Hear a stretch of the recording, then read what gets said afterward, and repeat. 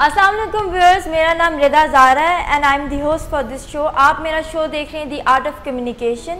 I welcome you all to my show. आप मुझे live देख रहे हैं from the forum of willing veg Pakistan Facebook live के ऊपर।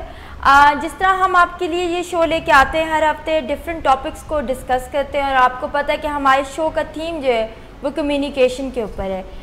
बातचीत दरअसल एक कंपोनेंट है ज़िंदगी का, जिसको अगर हम अपनी ज़िंदगी में इन्वॉल्व कर लें तो बहुत सारे मसले मसाइल को हल किया जा सकता है। पिछले कुछ शोज़ में हमारे एक्सपर्ट्स ने आपके साथ डिस्कस किया कि एनिमल ट्रेट ये होती है कि वो फ़ाइट की तरफ जाए, लेकिन ह्यूमन ट्रेट ये है कि हम कम्युनिकेशन करके, अच्छी बातचीत करके अपने मसलों को हल की तरफ लेके जाएं। तो आज के भी हमारे शो में हमारे एक्सपर्ट्स हमारे साथ मौजूद हैं इस वक्त स्टूडियो में। Sir Abdul Rahman Sadakat, who is chief operating officer for Willing veg Pakistan. साथ में ही miss Shumaila Batula, she is assistant director for Willing veg Pakistan. ये दोनों ही बातचीत में बहुत महारत रखते हैं। एग्जेक्टिव स्किल्स में मिस शुमाइला की महारत है और सर एडिक्शन के अपने बहुत सारे पेशेंट्स के साथ कामयाब तरीके से सक्सेसफुली काम करते हुए हमें नज़र आते हैं। तो हम लास्ट शो में डिस्कस कर रहे थे कम्युनिकेशन का एक कंपोनेंट लिसनिंग, जो कि आपने कहा था आप दोनों की इसके ऊपर ये था कि अगर जब तक हम बातचीत किसी की सुने नहीं तो हम किसी रिजल्ट्स की तरफ नहीं जा सकते हैं। तो सुनना is very important. Then coming to you, आपने 3 चीज़ें डिस्कस की थी। आस्किंग, जिसमें बात अगर कोई साइलेंस मोड के अंदर है, साइलेंट है, तो उससे पूछ लेना चाहिए कि क्या मसला है। Most of the times we don't ask. Number 2 आपने बात बताई थी मिररिंग, कि जिसमें यह है कि आप उसको पहले फैक्ट्स एंड फिगर्स को उस बंदे से डिस्कस कर लें कि क्या ऐसा है कि नहीं है। If I am right, mirroring में एक्चुअली इस तरह से होता है कि आप उनको एक आईना दिखाते हैं कि आप जो कह रहे हैं और आपके जो बॉडी लैंग्वेज है उसके बीच में कंट्रास्ट है, तजाद है, वो डिफरेंट है। ठीक है। तो आप उनको बड़ा पोलाइट तरीके से ये एक्सप्लेन करें कि there is a contrast between whatever you are saying and what it seems like to me, what I am looking at. जो मुझे नज़र आ रहा है या जो मुझे आप सुना रहे हैं, वो दोनों चीज़ें मुख्तलिफ हैं। लास्टली आपने बताया था पैराफ्रेजिंग, के जो अल्फाज हैं, जो सेंटेंसेस हैं, क्योंकि अल्फाजों के चुनाव से ही हम अपनी एक अच्छी कम्युनिकेशन को इफ़ेक्टिव बना सकते हैं। सो बात पैराफ्रेज कर लेना चाहिए कि मैं ये समझ रहा हूँ या this is the meaning I am getting out of the conversation. Exactly. So क्योंकि अक्सर हम जब लोगों की बात सुनते हैं, एक ही बात को सुनने वाले 3 मुख्तलिफ लोग 3 मुख्तलिफ अंदाज से उसे समझ सकते हैं। सो कंफर्म कर लेना चाहिए कि आपका यही मतलब था या मैंने कुछ गलत समझ लिया। इसमें ज़्यादा वक्त नहीं लगता। अपनी परसेप्शन के ऊपर समझ लेना और चीज़ को फाइनल समझ लेने से बेहतर है कि जो कह रहा है बात आप उससे कंफर्म कर लें, एक दफ़ा कंफर्मेशन ले लें कि मैं ये समझाऊँ कि आपने यही कहा है। ठीक है। Before we head on to the our show, मैं चाहती हूँ कि क्योंकि हमारा शो इतना पॉपुलर जा रहा है, स्पेशली हर तरह की ऑडियंस हमें देखती है, starting from teens to adults, और जिनके जो भी मसले मसाइल हैं वो देखते हैं हमारे शो को। तो एक हमें क्वेश्चन आया है, अगर आप लोगों की इजाज़त हो तो वो मैं शेयर करूँ आपसे। जी प्लीज़। मैं चाहती हूँ आप दोनों इसमें अपना इनपुट दें। ये हैं सफदर महमूद अवान। ये कहते हैं कि I failed 50+ interviews due to lack of communication. So इनका कहने का मकसद ये है कि इनको अपनी ज़िंदगी में क्या करना चाहिए, किस तरह से अपनी कम्युनिकेशन को इफ़ेक्टिव बनाएं। कि जो इनका पहलू मुझे नज़र आ रहा है कि ये जितने भी इंटरव्यूज़ में लैक बिहाइंड किए हैं, definitely not, that is not on the basis of credentials he has, but because of the communication factor which is lacking. असल में ये सवाल थोड़ा सा वेग है कि कम्युनिकेशन, हाँ कंप्लीट नहीं है शायद क्वेश्चन के कम्युनिकेशन की वजह से इंटरव्यू फेल कर दिया। अब कम्युनिकेशन की वजह में लिसनिंग का एस्पेक्ट भी हो सकता है कि शायद ये इंटरव्यूअर के सवाल को ठीक तरह से समझ नहीं पाते थे, या एज एन इंटरव्यूई ये जवाब ठीक तरह से दे नहीं पाते थे। ये दोनों मुख्तलिफ चीज़ें हैं। या कॉन्फिडेंस की कमी है जिसकी वजह से जो दिल में होता था या दिमाग में से आंसर सोचा है उसको ठीक से कम्युनिकेट नहीं कर सकते। तो थोड़ा सा वेग आंसर है, लेकिन इसका शॉर्ट टर्म जवाब तो यही, वेग क्वेश्चन का इसका शॉर्ट टर्म जवाब यही है कि अपनी कम्युनिकेशन स्किल्स को बेहतर बनाने की कोशिश करें। दूसरी एक चीज़ इंटरव्यूज़ से रिलेटेड मैं इम्पोर्टेंट ये करना चाहूँगा कि लोगों को अक्सर इंटरव्यूज़ में first impression is the last impression for a lot of interviewers. Which should not be the case. Physical appearance या बॉडी लैंग्वेज और थोड़ा बहुत जो सामने नज़र आ रहा होता है उसकी बेसिस पे अक्सर बहुत जल्दी कोई फ़ैसला कर लेते हैं कि कोई कितना केपेबल है। लेकिन अगर आप उनकी प्रॉपर कन्वर्सेशन से और उनके उस पर गेज करें उस मीटर पे उनकी कैपेबिलिटी को, तो जो है ना आपको कोई फाइनल डिसीजन पे पहुंचना चाहिए। इसलिए मैं रिकमेंड करता हूँ कि एक इंटरव्यू नहीं होना चाहिए, 2 या 3 इंटरव्यू होने चाहिए एक इंसान के साथ आपके, जिससे आप फेमिलियरिटी बढ़ाते हैं, इंटरव्यू को भी कंफर्टेबल करते हैं, खुद भी आप उनके साथ कंफर्टेबल होते जाते हैं। एक interview is not enough to जज someone's capability completely. So that phrase which is first impression is the last impression, in my opinion, is completely wrong. It should not be like that. Unfortunately that's how it is, but it should not be, क्योंकि आप बहुत सारे capable लोगों को पहली meeting में गलत जज कर लेते हैं, या बहुत सारे अनकेपेबल लोगों को उनकी सिर्फ पर्सनालिटी और बॉडी लैंग्वेज की बेसिस पे रख लेते हैं, और बाद में उनका पता लगता है कि उनको इतना कुछ खास काम नहीं आता। यहाँ पे इन्होंने ये बात मेंशन की है 50+, तो मैं ये आपसे पूछना चाह रही हूँ, बिकॉज आपकी इमोशंस में काफ़ी महारत है, तो क्या कहीं इनके इमोशंस या बॉडी लैंग्वेज, जैसे सर ने कहा है, कहीं उसकी वजह से तो नहीं ये कोई अपना फॉल्स इंप्रेशन बिल्टअप करते थे? देखिए, इनकी जैसे कंप्लीट क्वेश्चन की हम बात कर रहे थे कि कोई रीज़न अगर हमें पता चल जाता है कि ये कम्युनिकेशन इन व्हाट सेंस कह रहे हैं, क्या ये पैनिक हो जाते हैं या ये कंफर्टेबल नहीं फील कर रहे होते, या जैसे सर ने कहा कि कहना कुछ चाह रहे होते हैं और कह कुछ देते हैं। ज़्यादातर इंटरव्यूज़ में प्रॉब्लम एंजाइटी की वजह से आती है। वो जो इमोशंस की आपने बात की है, तो एंजाइटी की वजह से आप जो कंटेंट शेयर करना भी होता है तो वो नहीं कर पा रहे होते हैं, एंड किसी भी एप्रीहेंशंस की वजह से आप डिलीवर नहीं कर पाते हैं। सो मेरे ख्याल से इमोशंस और ये जो एंजाइटी की मैं बात कर रही हूँ, ये बहुत ज़्यादा रोल प्ले करते हैं। एंड इंटरव्यू की जब हम बात करते हैं तो कॉन्फिडेंस मैटर करता है आपका काफ़ी ज़्यादा।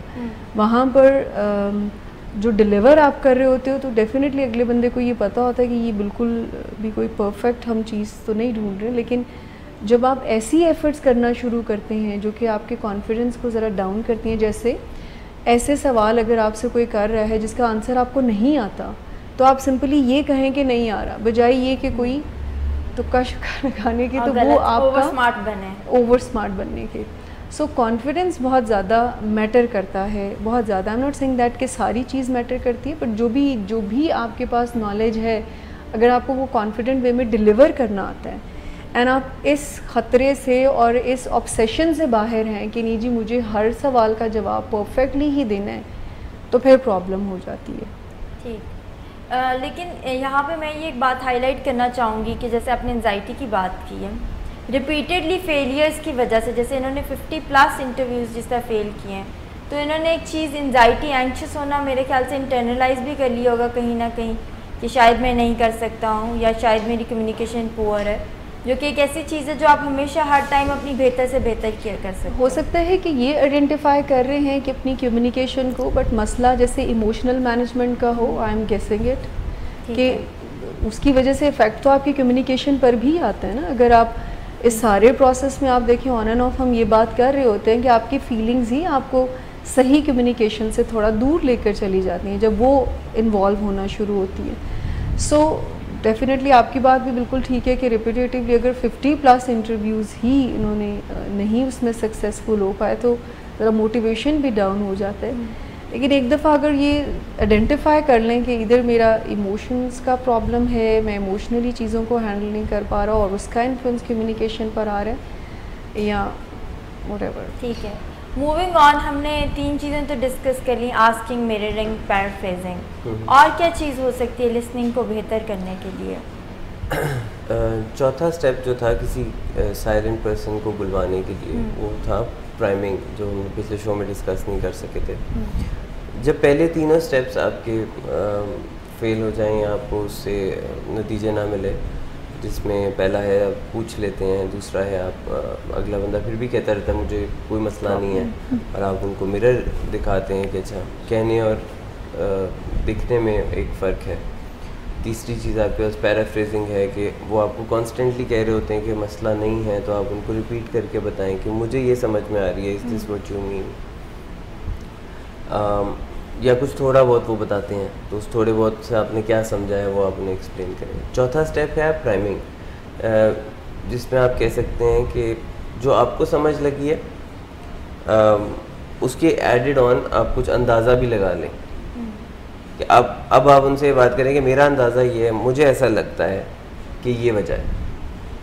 Now you start making guesses, you start fill in the blanks, खाली जगह आप फिल करते हैं, यानी कि आप वाइल्ड गेसेस करना शुरू कर देते हैं कि मेरे ख्याल में परसों जो डिनर पे एक बहस हुई थी, कहीं वो मसला तो अभी तक बॉदर नहीं कर रहा, मेरे ख्याल में नींद पूरी नहीं हुई है तो प्रॉब्लम नहीं है। अब ये गेसेस है। घर वापस लेट आए तो बीवी कह के आई एम श्योर कि तुम किसी के साथ बाय डेट पे गए थे इसलिए लेट आए हो। ये भी फिल इन गैप्स होते हैं ना। क्लियर करूँ कि ये जो हम टेक्निक्स बता रहे हैं तो ये अगले बंदे को कंफर्टेबल करने की है, सुनने से अगला बंदा कंफर्टेबल फील करता है। लेकिन अगर आप जो एग्जांपल आपने दिए तो वो कंफर्टेबल मैंने तो वो दिए जो ज़्यादातर लोगों की एग्जांपल्स होती हैं। वो हमने कुछ एक दो शोज पहले एक बात की थी, किसी को कन्फ्रंट करने के स्किल्स, वो कन्फ्रंटेशन है। कन्फ्रंटेशन में हमने कहा था यू टॉक टेंटेटिवली, आप अंदाजन गुफ्तगू करते हैं कि और उसके पहले टॉकिंग टेंटेटिवली, तो उसका चौथा स्टेप है जी। उसके पहले दो स्टेप्स थे कि आप फैक्ट बताते हैं कि आपको क्यों लग रहा है कि वो कहीं से आया, फिर आप स्टोरी बताते हैं जिसमें आप एक्सप्लेन करते हैं कि मुझे एग्जैक्टली ये फीलिंग आ रही है, इसकी वजह ये है कि फ़लाँ के मैंने सुना था कि उसके साथ भी ये हुआ था, तो मुझे भी इससे घबराहट हो रही है। और फिर आपका अंदाज़ा जो आप टेंटेटिवली कि मुझे ऐसा लगता है, जो कि मैं नहीं चाहता ऐसा सोचना, बट सारे फैक्ट्स देखते हुए ऐसा लग रहा है। और पांचवा स्टेप था इनकरेज करना कि आप कहें कि बताएं मुझे अगर ऐसा कुछ है तो कोई मसला नहीं है। जिस तरह अभी कल ही की बात है कि एक पेशेंट, हमारे आउटडोर पेशेंट है जिसमें दो आउटडोर पेशेंट्स आपस में एक दूसरे को कोई चीज़ पास ऑन कर रहे थे, और मेरी उनके साथ एक कन्फ्रंटेशन हुई जिसमें मुझे किसी प्रोफेशनल ने बताया, तो कन्फ्रंटेशन में मैंने उन्हें इनकरेज किया कि बता दें कोई ऐसा मसला नहीं है। 2-3 दफ़ा जब रेपिटेशन में इनकरेज किया तो उन्होंने बता दिया। हाँ, फिर ये भी ज़रूरी है कि मैं अपना वर्ड रखूँ कि अगर बता देंगे तो कुछ नहीं होगा इस दफ़ा, चलें कोई बात नहीं, तो फिर मैंने रखा एक ट्रस्ट बिल्डअप करने के लिए ताकि लोग नेक्स्ट टाइम भी बता दें। जैसे आपने पहले भी बताया कि जब किसी से बातचीत हम करते हैं तो उसका मकसद ये होता है कि उसको सेफ फील कराएं, तो अगर कोई इंसान सेफ फील करेगा तभी वो ओपन अप होगा, विदाउट सेफ्टी तो नहीं होगा। वो जो प्राइमिंग है ये एक और चीज़ है जिसमें आप किसी की परेशानी की वजह जानना चाह रहे हैं जो आपको वो नहीं बता रहा, तो आप उसमें अंदाजे लगाते हैं कि मुझे ऐसा लगता है तुम इस वजह से तो परेशान नहीं हो, अपने एग्ज़ाम के रिज़ल्ट को लेके परेशान तो नहीं हो, कोई तबीयत तो नहीं ख़राब, कोई बुखार तो नहीं हो। अब ये सारे वाइल्ड केसेस हैं, लेकिन ये ऐसे भी नहीं है कि आप इनकी ट्रेन ही चला दें कि ये तो नहीं है, वो तो नहीं है, ये तो नहीं है, फ़लाँ तो नहीं है, तो जिसमें वो इरिटेट भी हो। सो हर चीज़ में एक पोलाइटनेस, एक तहम्मुल और ये सारा कुछ आपको मेंटेन करके रखना है। ठीक है।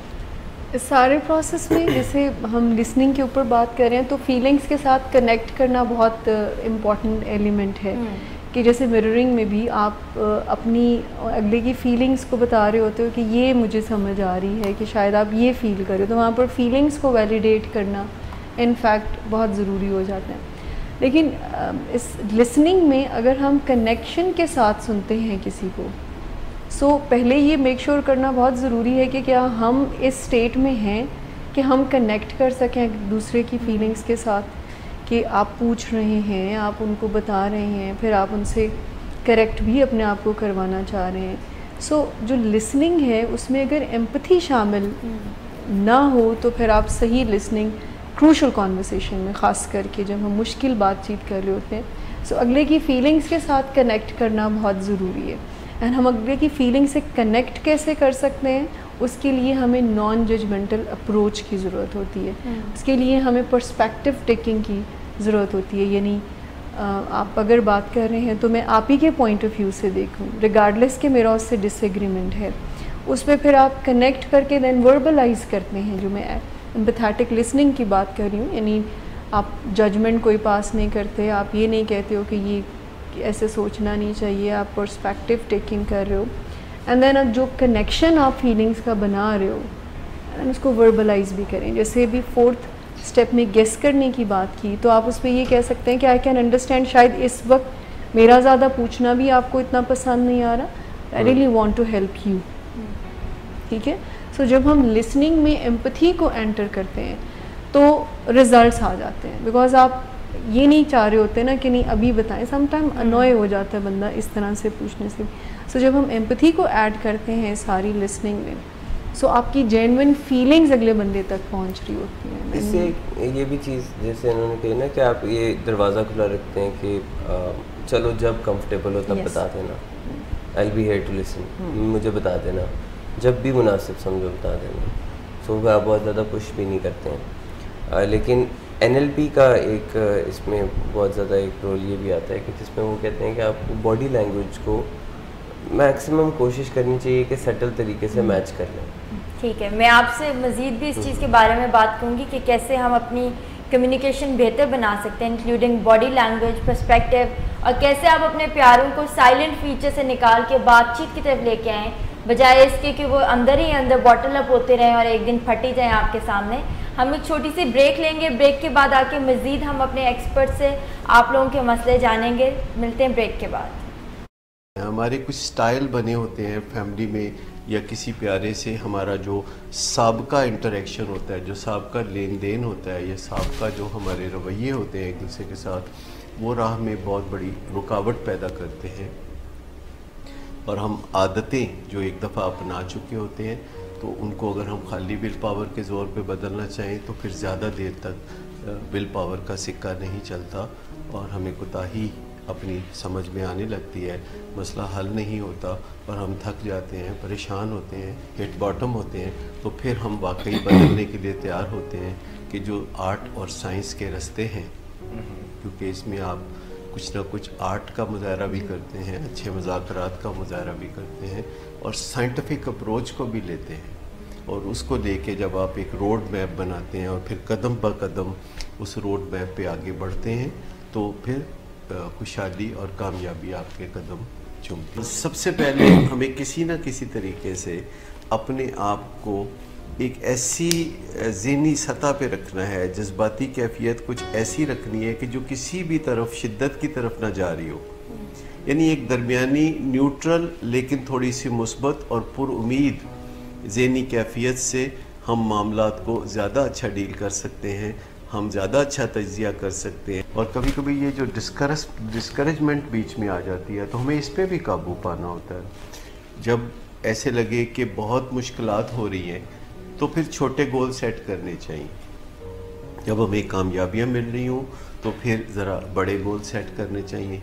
तो कभी एक कदम पीछे आना पड़े तो कोई बात नहीं, आप 2 कदम आगे और 1 कदम पीछे और 2 कदम पीछे और 3 कदम आगे अगर करते रहें तो कामयाबी आपको ज़रूर मिले। चोकिंग यूँ होती है कि जब हम ज़रा थक जाते हैं तो थोड़ा हम सांस ले लेते हैं और फिर हम दोबारा अपनी मंजिल की तरफ चलना शुरू कर देते हैं। जैसे आप पहाड़ की चोटी सर कर रहे हो और आपको कुछ देर बाद लगे कि आपका सांस फूल गया है, तो आप थोड़ी देर बैठ जाते हैं किसी जगह और उसके बाद फिर जब आपका सांस दुरुस्त हो जाए तो आप फिर चोटी की सिमत चलना शुरू कर देते हैं। लेकिन टैंकिंग इसके बरक्स है कि आप अंधाधुंध किसी मंजिल की तरफ चलना शुरू कर देते हैं। आप पहाड़ की चोटी पे तरफ चल रहे हैं, आपका सांस फूल गया और फिर साथ आपके ज़हन में ख्याल आया कि ये मैं क्या कर रहा हूँ, बिला वजह मैं ये काम कर रहा हूँ, ये तो कोई ख़ास अहमियत का हामिल नहीं है।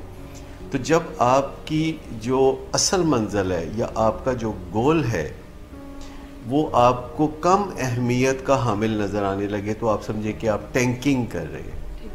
चोकिंग वो चीज़ है जो हमारी ज़िंदगी में हमेशा कारआमद होती है, लेकिन टैंकिंग हमें डुबो देती है। अंदाज़ा करें कि जो इस तरह भी आगे बढ़ते हैं कि अपने क्लास फेलोज़ को और दूसरे लोगों को समझाने बैठते हैं, तो बाज़ औक़ात वो उनको कायल करने की बजाय वो ख़ुद कायल हो जाते हैं। और कोई ना कोई दिन उनकी ज़िंदगी में ऐसा आता है कि जब उन्हें कोई कोफ्त होती है या कोई उनको कोई मिज़री होती है या उनको कोई परेशानी होती है या कोई ज़िंदगी के बुरे दिनों में से कोई दिन आ जाते हैं, तो ऐसे मौके पे वो गलत फहमी में हाँ कर बैठते हैं नशे के बारे में, सिगरेट के बारे में, चरस के बारे में, ये सोचते हुए कि बस मैंने कौन सा ये करना है, मैं तो लोगों को समझाता हूँ इसलिए मैं तो टेम्परेरी करूँगा। Viewers welcome back. ब्रेक पे जाने से हम वो तरीके कार सीख रहे थे कि जिससे आप आपका कोई भी प्यारा जब वो साइलेंट फीचर के अंदर आ जाता है, जब आपसे बात नहीं करना चाह रहा होता, कैसे आप उससे कम्युनिकेट करके बेहतर तरीके से उसके मसलों को हल कर सकते हैं। आई एम श्योर आपके इर्द गिर्द बहुत सारे ऐसे लोग आपके बहुत जानने वाले होते होंगे जो साइलेंट फीचर में आ जाते हैं and you want to help them out. तो हम अपने एक्सपर्ट से ओपिनियन ले रहे थे कि क्या तरीक़ेकार बेहतरीन बातचीत के हो सकते हैं। सर, आपने अभी बात की बॉडी लैंग्वेज की कि बॉडी लैंग्वेज जो है वो आपकी बहुत प्रॉपर होनी चाहिए जब किसी से बात करें, स्पेशली जब कोई दूसरा इंसान साइलेंट फेस के अंदर है।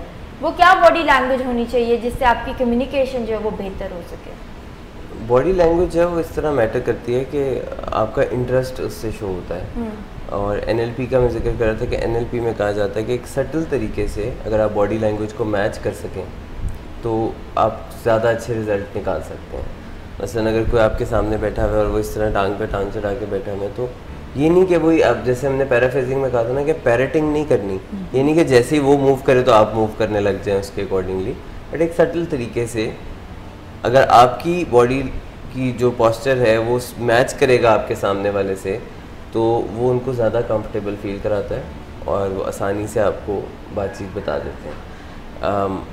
दूसरी बात यह है कि अगर मैं आपसे सवाल करूं कि आपका क्या हाल है और साथ ही में मैं अपने ड्रॉअर में से कोई चीज़ निकाल रहा हूं या पेन से पेपर पे कोई काम कर रहा हूं या कंप्यूटर के सामने बैठा हूं, तो आपके ऊपर इंप्रेशन आएगा कि मैं बहुत डिसइंटरेस्टेड हूँ। हाँ, कि ऐसे पूछे मुझसे और फिर आप मुझसे शेयर भी नहीं करना चाहेंगे। हालांकि कुछ लोग मल्टीटास्क कर लेते हैं, कुछ लोग कहते हैं कि मैं ये भी कर रहा हूँ लेकिन मैं सुन भी रहा हूँ। जैसे अक्सर पेरेंट्स होते हैं वो स्मार्टफोन पे लगे होते हैं और बच्चे जब जा रहे हैं घर से बाहर तो उसको कहाँ जा रहे हो, लेट ही वापस आओगे। So I think that's quite put off for a child. कई दफ़ा सुनते हैं और आपको जब आपकी बात ख़त्म हो जाती है तो फिर पूछते हैं क्या, आप फिर बात ख़त्म करते हैं फिर पूछते हैं क्या, तो तीसरी दफ़ा में आप कहते हैं कुछ नहीं, कि जब सुन ही नहीं रहे हो तो फिर मेरी भी एनर्जी क्यों ज़ाया कर रहे हो। तो बॉडी लैंग्वेज इम्पॉर्टेंट है। दूसरा, अगर पूछना तब जब सुनने का वक्त है आपके पास। और अगर आप इवन आप देखें कि आप खड़े भी हों बैठे भी हों, अगर आपका पोस्चर मैच कर जाएगा तो आपकी कम्युनिकेशन ऑटोमेटिकली बेहतर हो जाएगी।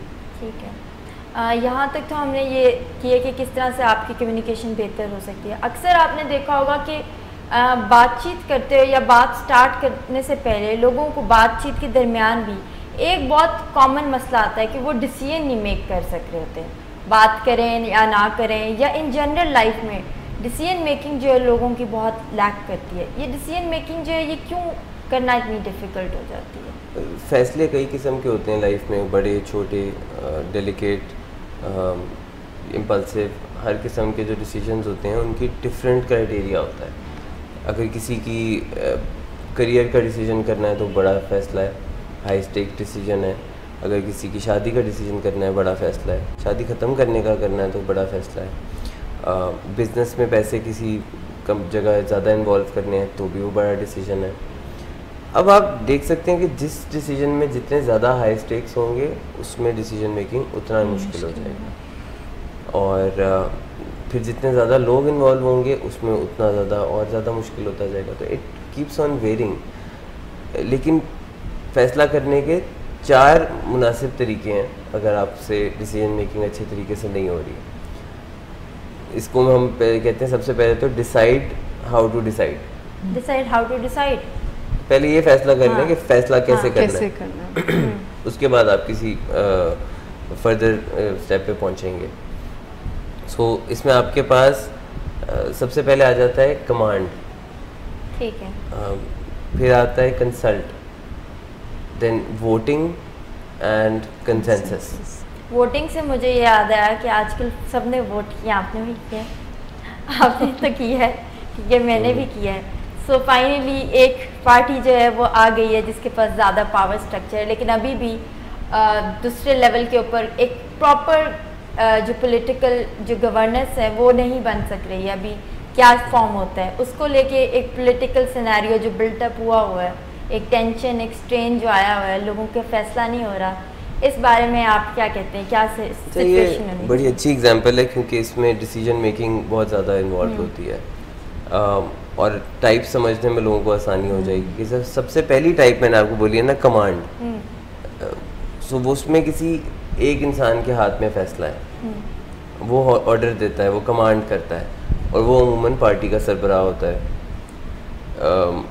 सो कई लोग जो उसकी सरबराह होने को मानते हैं वो कमांड को इजीली ले लेंगे, और आजकल काफ़ी दफ़ा सुनने भी मिलता है कि वो लोग टीवी पे इंटरव्यू देते हैं कि जो इमरान खान साहब ने कह दिया हम वही करेंगे, फ़ैसला उन्होंने करना है, जो उन्होंने कह दिया। आप मेजॉरिटी ऑफ द टाइम सुनेंगे फ़ैसला उन्होंने करना है, ये कमांड है।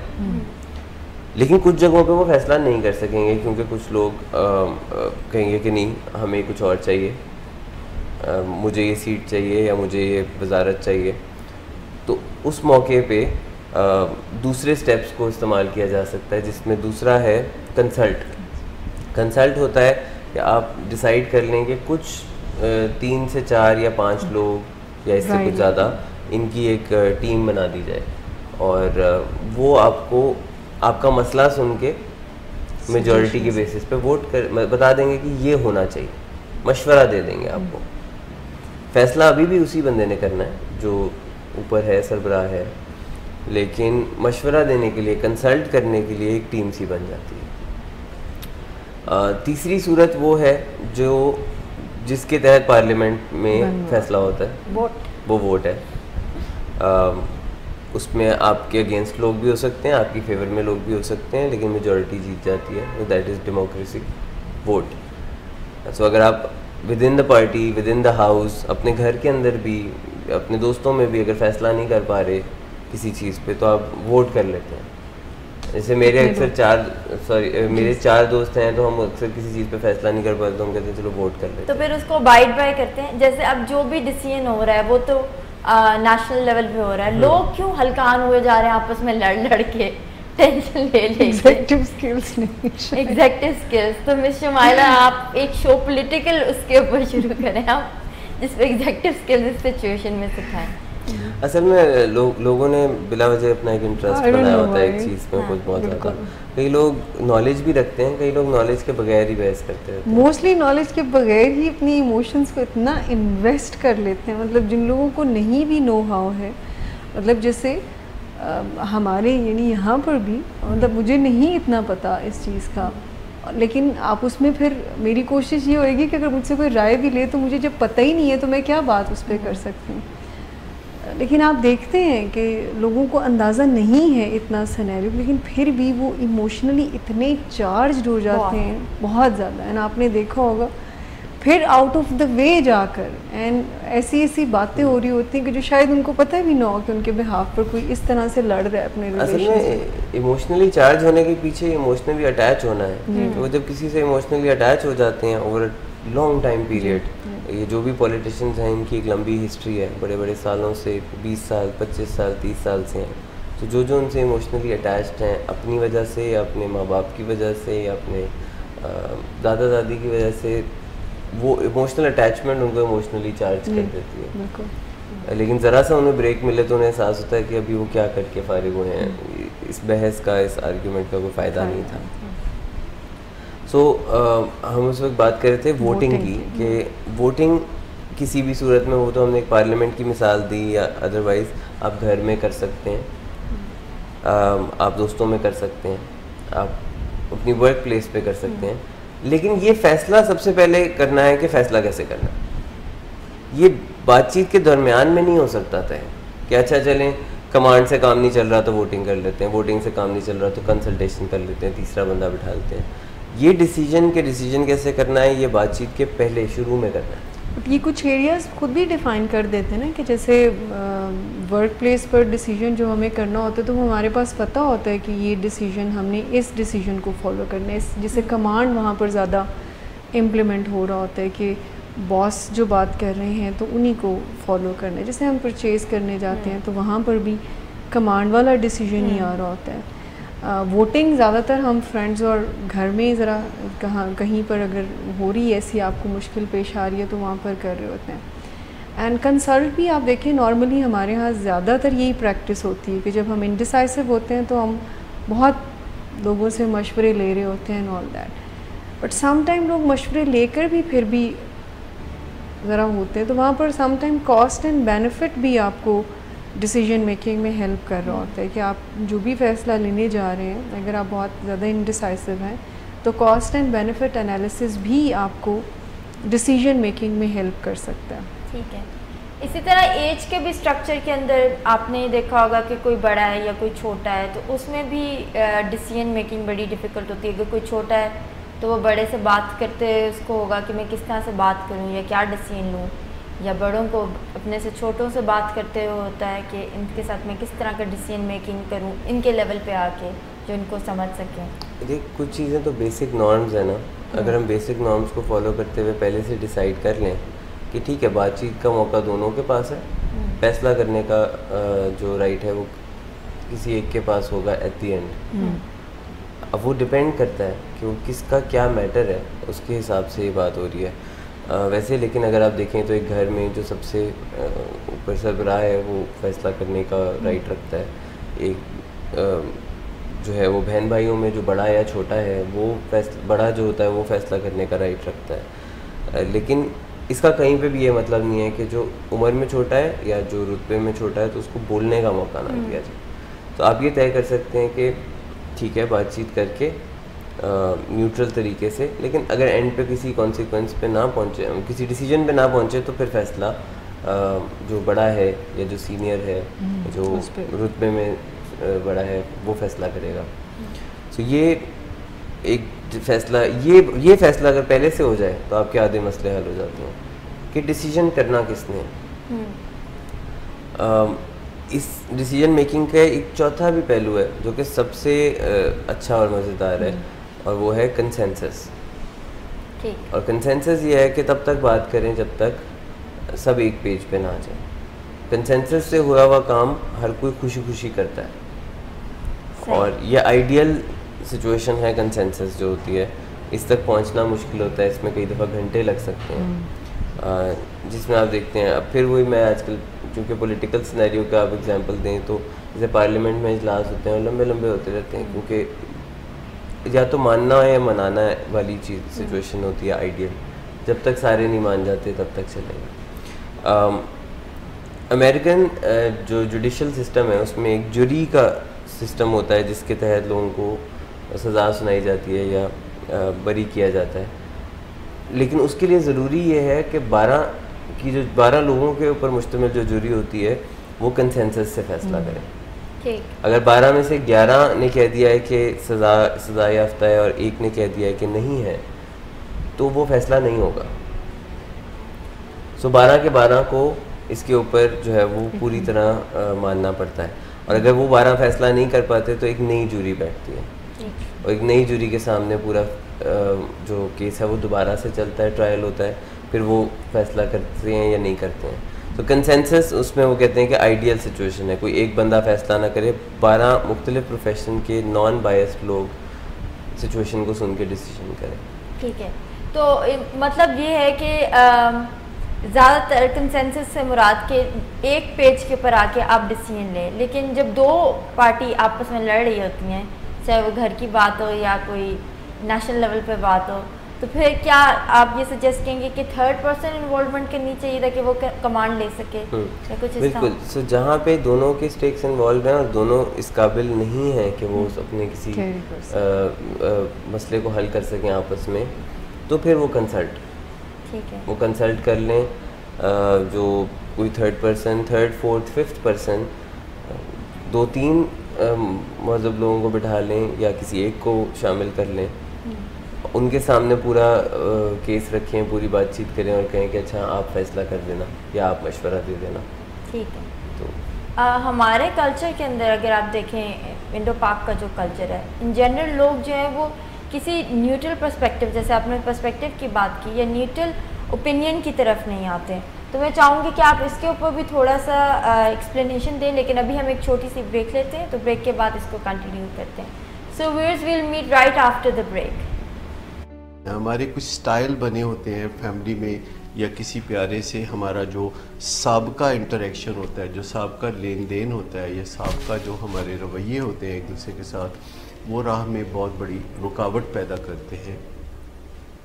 और हम आदतें जो एक दफ़ा अपना चुके होते हैं, तो उनको अगर हम खाली विल पावर के ज़ोर पे बदलना चाहें तो फिर ज़्यादा देर तक विल पावर का सिक्का नहीं चलता और हमें कोताही अपनी समझ में आने लगती है, मसला हल नहीं होता और हम थक जाते हैं, परेशान होते हैं, हिट बॉटम होते हैं। तो फिर हम वाकई बदलने के लिए तैयार होते हैं कि जो आर्ट और साइंस के रास्ते हैं, क्योंकि इसमें आप कुछ ना कुछ आर्ट का मुजाहरा भी करते हैं, अच्छे मुज़ाकरात का मुजाहरा भी करते हैं और साइंटिफिक अप्रोच को भी लेते हैं और उसको लेके जब आप एक रोड मैप बनाते हैं और फिर कदम ब कदम उस रोड मैप पे आगे बढ़ते हैं तो फिर खुशहाली और कामयाबी आपके कदम चूमती है। सबसे पहले हमें किसी न किसी तरीके से अपने आप को एक ऐसी ज़हनी सतह पे रखना है, जज्बाती कैफियत कुछ ऐसी रखनी है कि जो किसी भी तरफ शिद्दत की तरफ ना जा रही हो, यानी एक दरमियानी न्यूट्रल लेकिन थोड़ी सी मुस्बत और पुरुमीद ज़हनी कैफियत से हम मामलात को ज़्यादा अच्छा डील कर सकते हैं, हम ज़्यादा अच्छा तज्ज़िया कर सकते हैं। और कभी कभी ये जो डिस्करेजमेंट बीच में आ जाती है तो हमें इस पर भी काबू पाना होता है। जब ऐसे लगे कि बहुत मुश्किलात हो रही हैं तो फिर छोटे गोल सेट करने चाहिए। जब हमें कामयाबियाँ मिल रही हों तो फिर ज़रा बड़े गोल सेट करने चाहिए।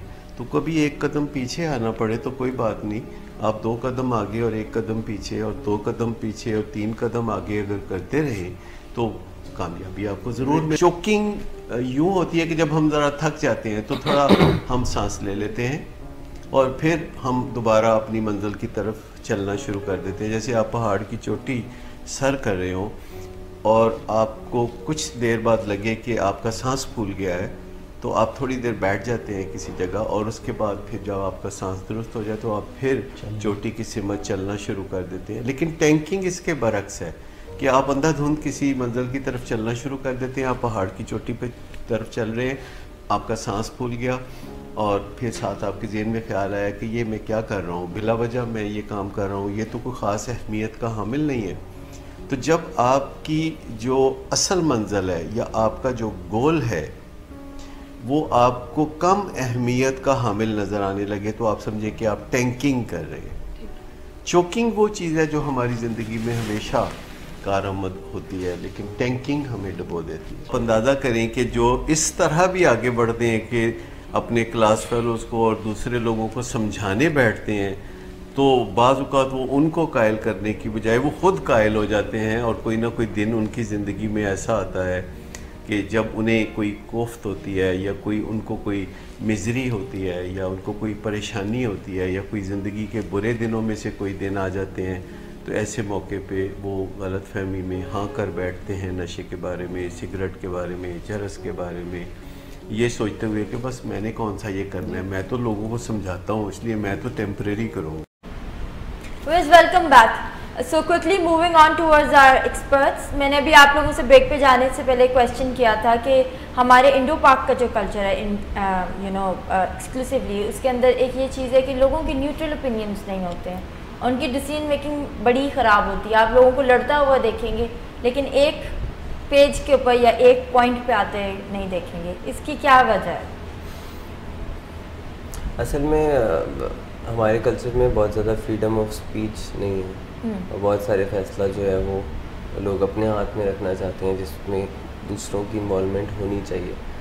अभी थोड़ी देर पहले हम बात कर रहे थे कि कंसल्ट करते हैं किसी डिसीजन में अगर आप खुद कोई फ़ैसला ना कर सकें ठीक से, लेकिन कंसल्ट ऐसे इंसान से नहीं करना जो पता हो कि अपनी वाली मेरी वाली ही ओपिनियन रखता है, पैरेलल ओपिनियन रखता है। कंसल्ट करना है न्यूट्रल इंसान से, लेकिन अनफॉर्चुनेटली हम अपनी चीज़ों की कंफर्मेशन लेने उनके पास चले जाते हैं जिनसे हमें पता है कि उसी किस्म का जवाब मिलेगा जो मैं चाहता हूँ।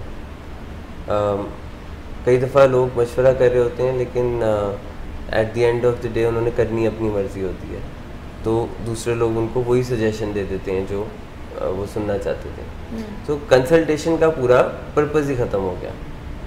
कंसल्टेशन अगर आप जैसे आप डॉक्टर को चेक कराने जाते हैं उसको भी कंसल्टेशन कहते हैं, क्योंकि आप मशवरा करने जा रहे हैं कि मैं क्या करूं। आपने आउटसोर्स किया उस चीज़ को, जो कैपेबिलिटी आप में खुद में नहीं है आपने आउटसोर्स कर दी। मैं डॉक्टर नहीं हूं तो मैं डॉक्टर के पास चला जाऊं कि मुझे बुखार है मैं क्या करूं। इसी तरह बातचीत में या किसी डिसीजन मेकिंग में जहाँ मैं फ़ैसला नहीं कर सकता तो मैं कंसल्टेशन करता हूँ अगर किसी न्यूट्रल बंदे से तो मुझे फ़ायदा होगा, अगर बायस्ड से करूँगा तो वो मेरा ही पर्पस सर्व करेगा। ठीक है। और उस पर कोई रिजल्ट्स भी उस तरह से नहीं आ सकते ना, जब आप न्यूट्रल होने की बात कर रहे हैं और आप ऐसे बंदे को चुन रहे हैं जो आपको पता है कि आप ही के हक़ में बात करेगा। एंड ये हम डेली बेसिस पर ये प्रैक्टिस देखते हैं। आप लोग आप देखें आपको रॉन्ग वे में वैलिडेट कर रहे होते हैं। मतलब आपका कोई फ्रेंड है और आपसे कोई अपनी तकलीफ़ शेयर कर रहा है, तो चाहे आपको पता है कि वो ठीक बात नहीं कर रहा है, बट यू हैव टू, आप उसको वैलिडेट करते हैं और आप कहते हैं कि हाँ यू आर राइट, कि वो अगले बंदे ने नुकसान किया है या अगला बंदा ही कसूरवार है एंड ऑल दैट। तो ये डिसीजंस लेना, वो जो हम शुरू में बात कर रहे थे कि पहले ये फ़ैसला करना कि हम फ़ैसला कैसे करेंगे, ये बहुत इम्पॉर्टेंट बात है कि किस टाइम पर हमें किस डिसीजन के मेथड को यूज़ करना है, डिसीजन मेकिंग के मेथड को हमें यूज़ करना है। और हमें अगर हम थर्ड पार्टी को इन्वॉल्व कर रहे हैं तो वो न्यूट्रल होनी चाहिए, जो दोनों पार्टीज़ का सुने, बिकॉज क्रूशल कॉन्वर्सेशंस की हम बात कर रहे हैं तो वहीं पर फ़ैसला लेने की नौबत आएगी ना। सो ऐसे बंदे से मशवरा लें जो कि आपको न्यूट्रल वे में ज़रा हेल्प करे। ऐसे बंदे के पास मत जाएं जो कि आपको पता है कि आप ही की बात करेंगे एंड फिर वो सही डिसीजन नहीं होगा। और जो सही डिसीजन नहीं होता तो वो बाद में आपको ज़रा इमोशनली फिर आपको रिग्रेट और इस तरह की गिल्ट फीलिंग्स के साथ भी, एंड देन आप फिर अपने आप को जस्टिफाई भी करते हैं कि अच्छा मैंने तो फलां से पूछा भी था एंड ऑल दैट। सो ऐसी प्रैक्टिसेस से परहेज़ करें तो that would be better. There is one more important thing that we should basically difference of opinion को we should welcome the difference of opinion, which people usually don't do it, which people don't want to because they like to be in the comfort zone, but difference of opinion should be welcomed because that's a challenging situation. So gathering में भी अगर आप comfortable gathering में रहना पसंद करते हैं तो कभी कभार किसी ऐसी gathering में भी बैठना चाहिए जहाँ पे difference of opinion होता है और healthy discussion होती है, जिससे कि मिसाल के तौर पे अगर कोई superstitious है और वो सुपरस्टिशियस लोगों के पास ही जाके बैठता है तो उसके सुपरस्टिशन और पक्के होते जाएंगे, उसके कॉग्निशंस और फिक्स होते जाएंगे। सो इसलिए मैं कह रहा हूँ कि अपने से डिफरेंट लोगों से भी मिलना चाहिए, उनसे भी डिस्कशन करनी चाहिए, नॉलेज आपकी वहीं से बढ़ती है। So are you trying to say कि हमें अपने कंफर्ट जोन से बाहर निकलना चाहिए? बिल्कुल निकलना चाहिए। लाइफ तो इसी से आपको प्रैक्टिस ज़्यादा बेहतर तो इसी होएगी ना, कंफर्ट जोन से बाहर आना। एंड डिसएग्रीमेंट से भी एग्रीमेंट कंफर्टेबली, यही आर्ट ऑफ कम्युनिकेशन है कि हर दफ़ा आपकी बात को नहीं भी फॉलो किया जा सकता, तो आप अगर किसी के मतलब अपनी बात को अगर कोई डिसएग्री कर रहा है तो उससे अगर आप कंफर्टेबली एग्रीमेंट शो कर रहे हैं तो ये मेरे ख्याल में आर्ट ऑफ लोगों को इन जनरल ना सुनने की हमारे जो कल्चर है, इंडो पाक कल्चर, इसमें आदत नहीं होती। आपके इसके ग्लिम्पसेस बहुत सारी मूवी से भी देखेंगे। अभी मुझे याद आया एक इंडियन मूवी थी, उसमें अमिताभ बच्चन कहते हैं बस कह दिया ना तो कह दिया, मीन्स के if I have said it once तो वो बस एक आखिरी बात है। तो जो अक्सर पेरेंट्स या अथॉरिटी फिगर जैसा करते हैं कि बस ठीक है मैंने कह दिया, दैट्स द डिसीजन, क्यों कह दिया मैं बताना ज़रूरी नहीं समझता। ये वो आंसर है जिससे सुनने वाला कभी भी कंफर्टेबल नहीं हो सकता एंड ट्रू रिलेशन ही नहीं डेवलप हो पाता इस तरह से अगर आप सुनाने वाले बन जाएं ज़्यादा, सुनने वाले कम। तो इस चीज़ को हाईलाइट में रखें कि कंफर्टेबल जोन से जब बाहर निकलेंगे तो आप कुछ सीखेंगे। आप जब भी अपने कंफर्ट जोन से निकलते हैं you learn something better, you meet new people, you learn from their experience. एक हेल्दी आर्ग्यूमेंट या डिस्कशन को वेलकम करना चाहिए और नई नई लोकेशंस पे या नए नए लोगों से मिलना, this is always a good thing for self grooming. बहुत सारे लोगों का ये होता है कि उनकी लाइफ में बहुत सारी चीज़ें बॉटल अप हुई होती हैं, जो वो चीज़ें गलत होते हैं देख रहे होते हैं, उसको उस टाइम पे हाईलाइट नहीं करते हैं, लेकिन एक फाइनल स्टेज जब आती है डिसीजन मेकिंग तो वो पिछला पूरा पंडोरा बॉक्स खुल जाता है। तो उस सिचुएशन में किस तरह से फोकस रहें वो लोग और अपने डिसीजन मेकिंग की तरफ जाएं instead of picking up the things from the past. देखिए इमोशनल स्टेट में तो ये बिल्कुल भी सजेस्ट नहीं किया जाता कि कोई फ़ैसला ले। उसमें तो जो एक्सपर्ट्स हैं वो यही एडवाइस करते हैं कि उस लम्हे आप जब आप देखें कि आप हीटेड फीलिंग्स के साथ हैं तो ये कोई आज फ़ैसला करने वाला होगा कि हम ऐसी स्टेट में कभी फ़ैसला नहीं करेंगे, बिकॉज उस टाइम पर तो अगेन वही एनिमल ब्रेन वाली बात है कि आपका एनिमल ब्रेन ही एक्टिव होगा और वो एक ही रूल आपको देता है इंस्टेंट ग्रेटिफिकेशन का।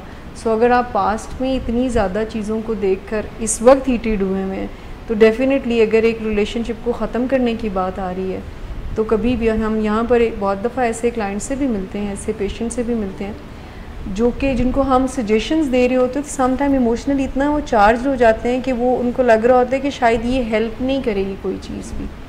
सो फिर हम उनको सजेस्ट करते हैं कि पहले आप अपने आप को ज़रा रीस्टेट करें, ज़रा थोड़ा काम डाउन करें और इस फैसले को थोड़ा सा टाइम ज़रूर दें। तो ऐसी स्टेट में तो सजेस्ट नहीं किया जाता। Then again coming to that political scenario, अभी कुछ अर्सा पहले जब पॉलिटिकल कैंपेन चल रही थी, इन लाइट टू दैट मैं ये बात करूँगी कि वो पास की स्टोरीज बताए थे कि नवाज शरीफ ने पास में ये किया, तो इमरान खान ने पास में ये किया, तो फलानी पार्टी ने पास में ये किया। So I think that one thing really charge up the people's emotion, जिसकी वजह से वो तब से लोग रिएक्टिव स्टेज में आए हैं। सो अभी ये चीज़ें सारी एब्जॉर्ब करना बड़ी मुश्किल हो रही हैं।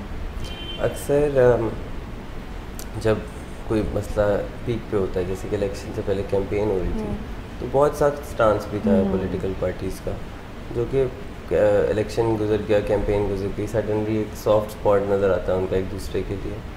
तो ये भी देख लेना चाहिए कि कौन किस माहौल में क्या कह रहा है। कई दफ़ा लोग जैसे इवन स्पोर्ट्स में आप देखते हैं कि जब मैच चल रहा होता है तो लड़ाई भी हो जाती है, बहस भी हो जाती है, हिट भी कर देते हैं फुटबॉल में या क्रिकेट में एक दूसरे को। लेकिन जब मैच ख़त्म होता है या शुरू होता है तो उसकी एक जनरल जो नॉर्म्स हैं दुनिया में ये है कि आप अच्छी तरह ग्रीट करके मिलते हैं, थैंक यू करते हैं, कंग्रेचुलेट करते हैं और उसे एक अच्छे सूरत में एंड करते हैं। तो बिल्कुल जब मैच आपका चल रहा होता है तो उस वक्त तो इमोशंस बहुत चार्ज होते हैं एंड राइटली सो, लेकिन जब ख़त्म होते हैं तो उसे किसी अच्छे नोट पे ख़त्म कर देना चाहिए। ठीक है, मेरे ख्याल से आज के लिए हमने काफ़ी हद तक डिस्कशन कर लिया, कुछ हम नेक्स्ट के लिए बचा के रखते हैं ताकि नेक्स्ट प्रोग्राम में हम नई चीज़ें और भी इंक्लूड करें, क्वेश्चंस भी हमारे पास होंगे। सो व्यूअर्स, ये आज का हमारा शो था जिसमें हमने डिस्कस किया कि कैसे आप अपनी ज़िंदगी में राइट डिसीजंस मेकअप कर सकते हैं। हमारे एक्सपर्ट्स ने आपको अपना पॉइंट ऑफ व्यू दिया, आपको कुछ स्किल्स बताए जिससे आप अपने बेहतर डिसीजंस मेकअप की तरफ जा सकते हैं, अपना पर्सपेक्टिव बेहतर कर सकते हैं। और हमें ये भी पता चला कि always try to step out of your comfort zone और कुछ नया करने की तरफ जाएं, अपनी ज़िंदगियों को इवॉल्व रखें, अपने इर्द गिर्द के लोगों की मदद करें और उनके साथ एक प्यार के रिलेशनशिप और हार्मनी के रिलेशनशिप रखें। मिलते हैं नेक्स्ट वीक, तब तक के लिए अल्लाह हाफिज़।